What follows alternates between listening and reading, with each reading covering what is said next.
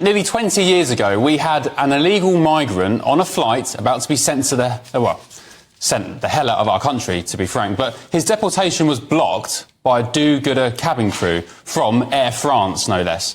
Fast forward to today, and that same migrant has just pleaded guilty to the rape of a 15-year-old British girl. So, meet Anisette Mayella. Here he is. As you can see, he became a poster boy for the anti-deportation movement and campaigners after using human rights laws to fight his return to the Republic of the Congo.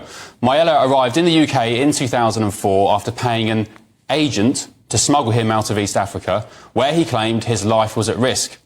In May 2005, he was put on a flight back to the Congan capital, Brazzaville, but the crew prevented the jet's takeoff from Southampton amid claims deportation minders had taped Mayella's legs together and handcuffed him, breaking his hand.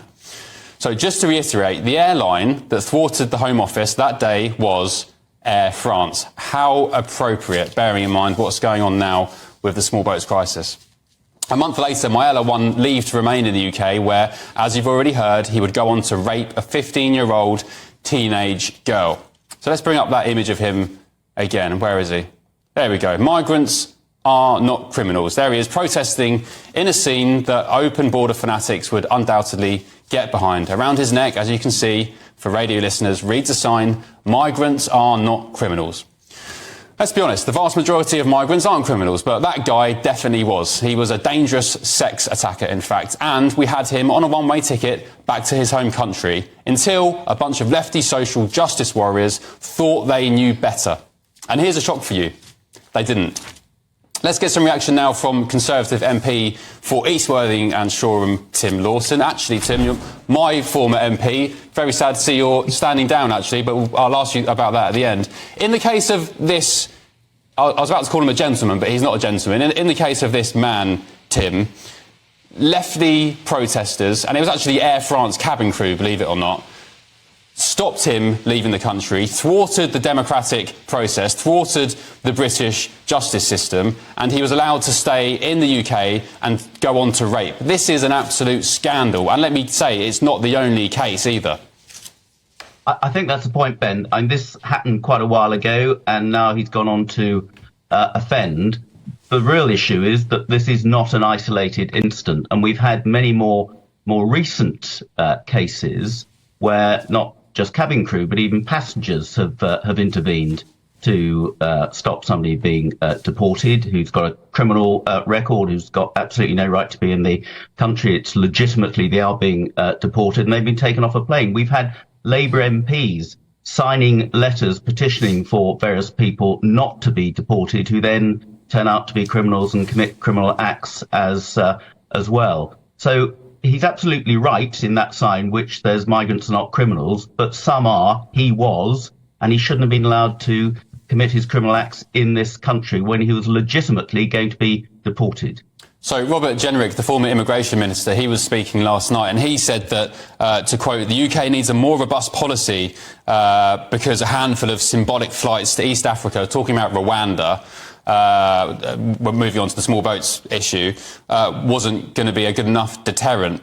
Tim, why can't we just behave like a normal country? Australia did it in the mid-2000s with Tony Abbott and turned back the boats mid-water, humanely, by the way, putting them into very safe lifeboat vessels, and either sending them back to where they came from or to offshore processing sites?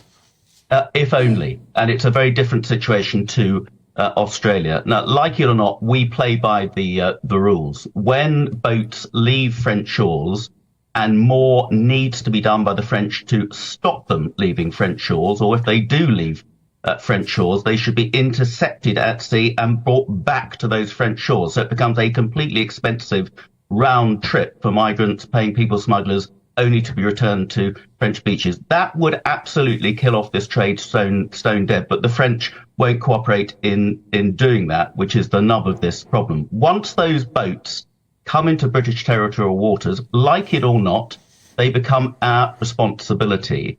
And it's incredible, frankly, given the danger of what's gone on in the Channel, that more people haven't lost their lives. And it's down to the good services and the bravery of many of our lifeboats, our border force, Coast Guard and others who bring them to the UK, as we are duty bound under international law, like it or not, to do. Just as, frankly, the French are duty-bound under international maritime law to intercept those boats because crimes are being committed by paying people smugglers and criminal gangs to try and get them into the country.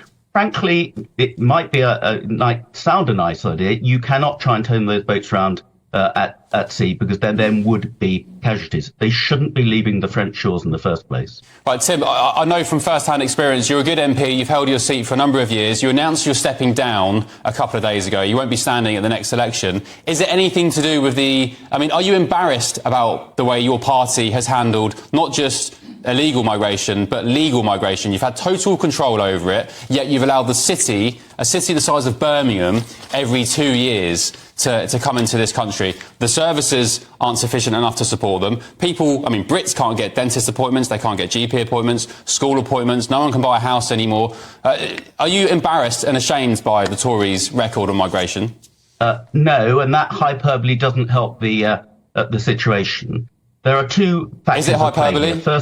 First, there is illegal migration, which we need to be able to do more, but we are in this ridiculous situation where people are paying people smugglers to come across the channel, and once they're in British territorial waters, they are our responsibility. And where you've got people who then cannot be returned to their home country, they come from countries like Iran, Eritrea, where they physically will not let them off the plane, that's when we have a problem. That's why the government is putting so much effort into this Rwanda scheme as a way of getting people out of the country to a third territory, which will be a deterrent. And we've seen why that will be a deterrent, because I think First Select Committee I sit on have been to France, and we've seen what it can do. There is an issue with high levels of migration. Again, the government is taking steps to reduce that, largely because the dependents are coming with people we need in this country, bringing a lot of dependents who, frankly, don't have a place to be in the country. That is being reduced. But we also depend on quite a lot of migrant labour in our essential services as well. We need to get the balance right. No, I'm not embarrassed,